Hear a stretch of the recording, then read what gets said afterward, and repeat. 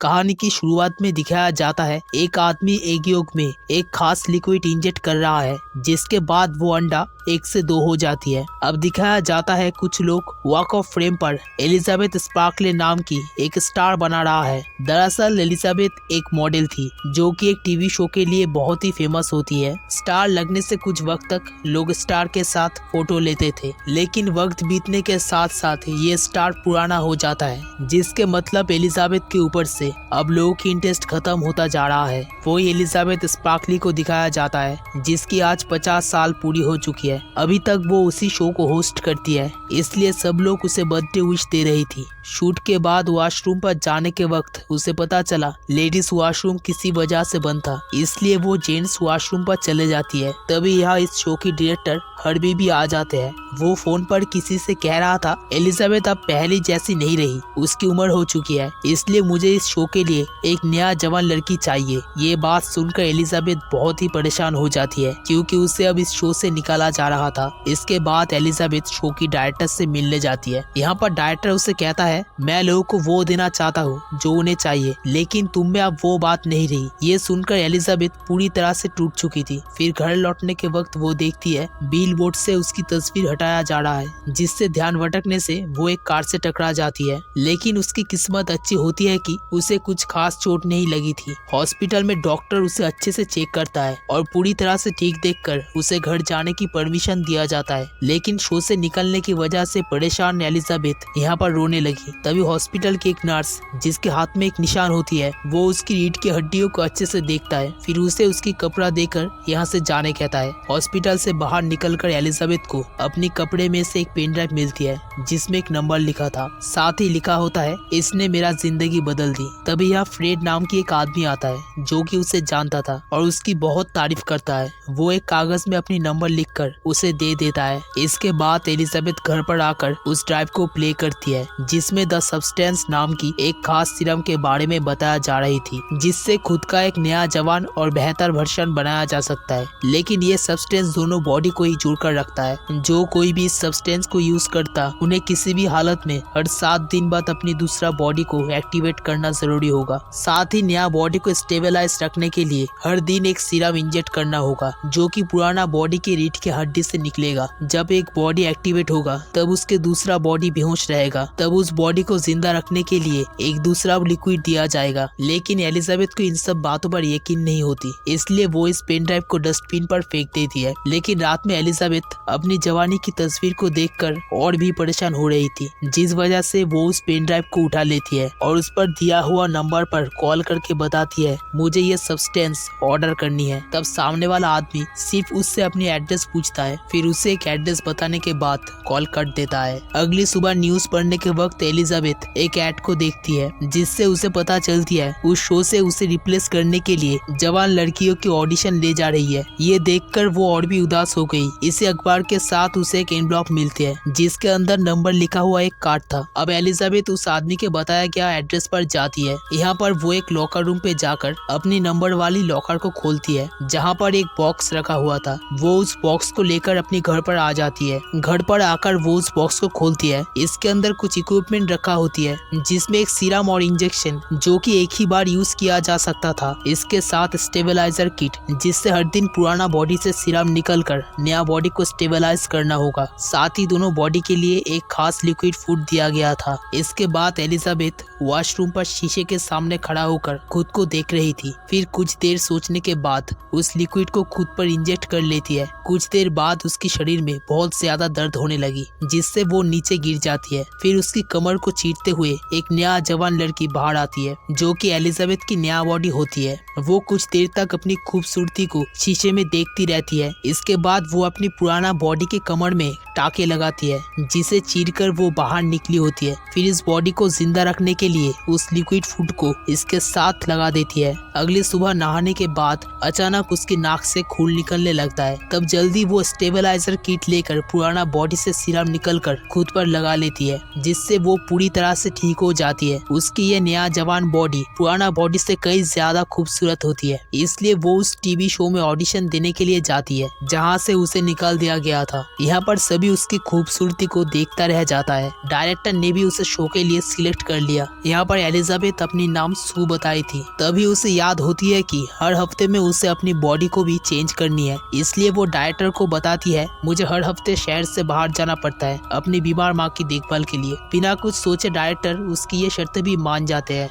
अब फिर से उसे एक बार ये जॉब मिल चुकी थी। वो अपनी खूबसूरती के वजह से कुछ ही दिन में बहुत ज्यादा फेमस हो जाती है। साथ ही वो अपनी इस बॉडी के साथ बहुत ज्यादा एंजॉय करती है। अब देखते देखते 7 दिन भी बीत जाती है। उसे अब खुद को पुराना बॉडी में शिफ्ट करना होगा, जिसके मतलब अगले 7 दिन के लिए उसकी पुराना बॉडी एक्टिव रहेगी और ये नया बॉडी बेहोश रहेगी। अब एलिजाबेथ अपनी पुराना बॉडी में शिफ्ट होने के बाद नया बॉडी के साथ फुट अटैच करती है। फिर वो अपने ऑफिस में पहुंच जाती है। यहाँ पर डायरेक्टर उसे कुछ गिफ्ट देकर उसकी ढेर सारा बुराई करके शो से निकाल देते हैं। अगले दिन उसे सप्लायर की एक एनवलप मिलती है जिसमें लिखा हुआ था आपकी नया रिफिल किट आ चुकी है। इसलिए एलिजाबेथ फिर से जाकर उस रिफिल किट को ले आती है। अब 7 दिन भी पूरी हो जाती है, इसलिए वो अपनी नया बॉडी में शिफ्ट हो जाती है।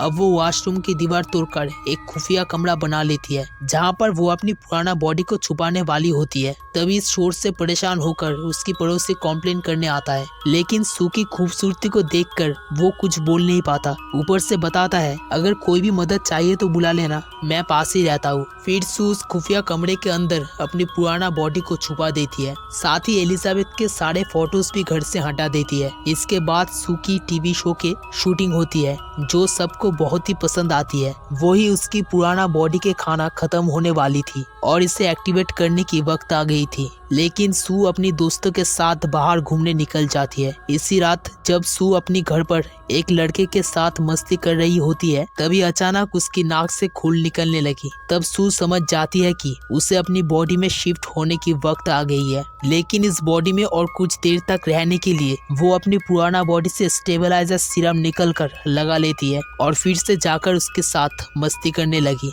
अगली सुबह पुराना बॉडी में शिफ्ट होने के बाद एलिजाबेथ देखती है उसकी एक उंगली गल चुकी थी क्योंकि उसने सही वक्त में अपनी इस बॉडी को एक्टिवेट नहीं किया था। इसलिए वो जल्दी जाकर उस नंबर पर कॉल करके बताती है मेरा नया बॉडी ने दूसरा बॉडी को एक्टिवेट करने में कुछ घंटे की देर कर दी, जिस वजह से मेरी एक उंगली खराब हो गई है। इसे ठीक करने की सॉल्यूशन क्या है? तब सामने वाला आदमी उसे बताता है जो हो गया उसे बदला नहीं जा सकता, इसलिए तुम्हें सही वक्त पर ही अपनी बॉडी को शिफ्ट करना होगा और याद रखना तुम दोनों एक ही हो। इसके बाद एलिजाबेथ उस लॉकर रूम से अपने नया रिफिल किट को लेने के बाद एक रेस्टोरेंट पर जाती है। यहाँ वो एक बूढ़ा आदमी से मिलती है। इस आदमी के हाथ में वही निशान होती है जो कि हॉस्पिटल में उस नर्स के हाथ में थी, यानी कि ये आदमी नर्स की पुराना बॉडी होती है। वो आदमी उसे पूछता है कि क्या तुम्हारे नया बॉडी ने तुम्हें खाना तो नहीं शुरू किया? ये सुनकर एलिजाबेथ वहाँ से भाग निकलती है। अब वो अपनी इस पुराना बॉडी में भी खुश रहना चाहती थी, इसलिए वो घर पर आकर फ्रेड को कॉल करती है जो उसे हॉस्पिटल से बाहर मिला था। वो फ्रेड को मिलने के लिए बुलाती है। अब एलिजाबेथ सच धज कर फ्रेड के साथ मिलने जाने वाले होती है कि तभी बाहर लगा हुआ सू की तस्वीर को देखकर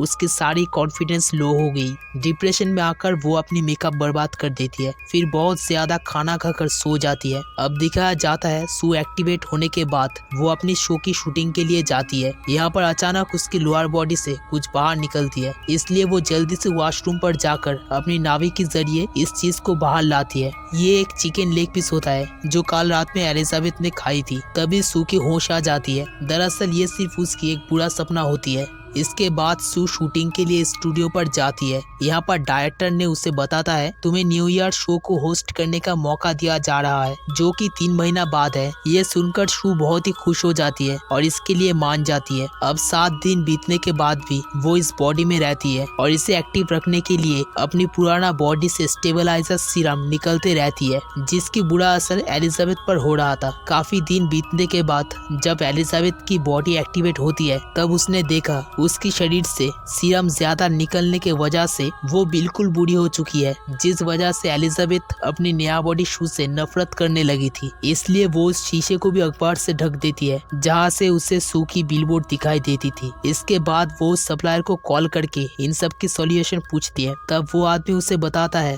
किसी भी हालत में आपको अपनी पुराना बॉडी वापस नहीं मिल सकता, लेकिन अब चाहो तो इन सब को यहाँ पर ही रोक सकते हो। इसके बाद आपको बाकी जिंदगी इसी बॉडी में ही जीना होगी। लेकिन ये बात एलिजाबेथ को मंजूर नहीं होता। इसके बाद वो सू के बॉडी में शिफ्ट हो जाती है। अब वो अपनी पुराना बॉडी से एक ही बार में 3 महीने के स्टेबलाइजर सीरम निकल लेती है। ये 3 महीना वो अपनी नया बॉडी में बहुत एंजॉय करती है। फिर न्यू ईयर शो की एक रात पहले उसकी सीरम खत्म हो जाती है। आज भी वो एक लड़के को घर पर लेकर आई थी। जब सू अपनी पुराना बॉडी से सीरम निकलने जाती है तब उस बॉडी से सीरम निकलता ही नहीं, तभी उसके नाक से खून निकलने लगती है। इसलिए जल्दी से वो उस सप्लायर को कॉल करके बताती है मेरी पुराना बॉडी से बिल्कुल भी सीरम नहीं निकल रहा। तब वो सप्लायर्स बताता है इसके मतलब आपने सारा सीरम निकाल ली है, अब फिर से सीरम बनने तक आपको इंतजार करना होगा, जिसके लिए आपको अपना पुराना बॉडी में शिफ्ट करना होगा। इसके साथ साथ सू की हालत भी खराब होने लगी थी, इसलिए वो किसी भी तरह जाकर अपनी बॉडी को शिफ्ट कर लेती है। अब एलिजाबेथ की हालत बहुत ज्यादा खराब हो चुकी है क्योंकि सू ने उसकी बॉडी से कई ज्यादा सीरम निकल ली थी। वही आवाज सुनकर वो लड़का वॉशरूम की तरफ आता है। इससे पहले कि वो उसे इस हालत में देखता, एलिजाबेथ दरवाजा बंद कर देती है और चिल्लाकर उसे यहाँ से भगा देती है। फिर वो सप्लायर को कॉल करके बताती है मैं ये सब यहाँ पर ही रोकना चाहती हूँ। सप्लायर्स उसकी बात सुनकर उसे टर्मिनेशन किट ले जाने को कहता है। इसके बाद वो खुद को अच्छे से ढककर उस लॉकर से टर्मिनेशन किट लाने जाती है, जिसके अंदर एक टर्मिनेशन सीरम होती है। इस सीरम की मदद से वो अपने नया बॉडी सू को खत्म कर सकती थी। जब वो घर पर आकर अपने नया बॉडी सू को ये सीरम लगाने वाली होती है तभी उस सप्लायर की बात याद होती है जो उसे कह रहा था अगर तुमने एक बार ऐसा कर लिया तो तुम जिस हालत में हो इसी हालत में रह जाओगी। लेकिन एलिजाबेथ गुस्से में अपनी नया बॉडी सू को वो इंजेक्शन लगा देती है, लेकिन पूरा सीरम इंजेक्ट करने से पहले उसे याद होती है कि उसे तो उस शो की भी होस्ट करनी है जिसके लिए उसे अवार्ड मिलने वाली है। इसलिए आधा सीरम इंजेक्ट करने के बाद वो रुक जाती है। फिर वो सू को जगाने की कोशिश करती है लेकिन सू नहीं उठता, इसलिए वो अपनी बॉडी को स्विच करने की कोशिश करती है। जब कुछ नहीं होता तब वो सू के दिल में उस नीडल को लगा देती है। अब सू भी एक्टिवेट हो जाती है, यानी कि एक ही वक्त में एलिजाबेथ की दोनों बॉडी ही एक्टिवेट हो गई थी। एक्टिवेट होकर सू ने जब ये देखा कि एलिजाबेथ उसे टर्मिनेट करने वाली थी तब उससे बहुत गुस्सा आती है। गुस्से में आकर वो एलिजाबेथ को मार डालती है। तब सू को एहसास होती है कि उसने बहुत बड़ी गलती कर दी है क्योंकि इस बॉडी में जिंदा रहने के लिए उसे अब स्टेबलाइजर सीरम भी नहीं मिलने वाला था। इसके बाद वो उस न्यू ईयर प्रोग्राम के लिए चली जाती है। यहाँ अचानक उसकी तबीयत बिगड़ने लगा, इसलिए वो जल्दी वॉशरूम पर चली जाती है। यहाँ पर एक एक करके उसके सभी दांत टूटकर गिर जाती है। तभी उसे याद आती है घर पर वो एक्टिवेशन सीरम अभी भी थोड़ा बची हुई है, इसलिए जल्दी से वो यहाँ से भागने लगती है। लेकिन स्टूडियो से निकलते हुए लिफ्ट पर उसकी नाखून और एक कान काट कर गिर जाती है। अब सू किसी तरह से वहाँ से भागकर घर पर आ जाती है। फिर बचा हुआ उस एक्टिवेशन सीरम को खुद पर इंजेक्ट कर लेती है, जिसके बाद उसकी कमर को चीरते हुए सू और एलिजाबेथ की मिक्स वर्जन बाहर निकलती है जो देखने में किसी भयानक मॉन्स्टर की तरह होती है। फिर वो हाइब्रिड सज धज कर मुंह में एलिजाबेथ की मास्क पहन लेती है और उस शो पर जाती है। यहाँ पर सबके सामने उसके चेहरे से वो मास्क गिर जाती है। अब उसकी इस भयानक चेहरे को देखते हुए सभी उसे मॉन्स्टर कहकर भागने लगते हैं। तभी एक आदमी बेसबॉल बैट से उसे मारता है, जिससे उसकी सर धड़ से अलग हो जाता है। फिर से इस हाइब्रिड के बढ़ता हुआ शरीर से खून निकलकर चारों तरफ फैल जाता है। इसके बाद एलिजाबेथ की हाइब्रिड वर्जन बाहर आता है और रास्ते में टूटकर पिघल जाती है। फिर उस शरीर के अंदर से एलिजाबेथ के एक चेहरा बाहर निकलता है जो एलिजाबेथ की वॉक ऑफ फ्रेम वाले स्टार के ऊपर आकर रुक जाती है। फिर वो चेहरा आसमान की तरफ देखकर हंसते हुए पिघल जाती है। अगले दिन एक सफाई करने वाला आदमी उस स्टार को साफ कर देता है। इसी तरह से कहानी की एंड हो जाती है। दोस्तों, इस चैनल को सब्सक्राइब करना मत भूलिए।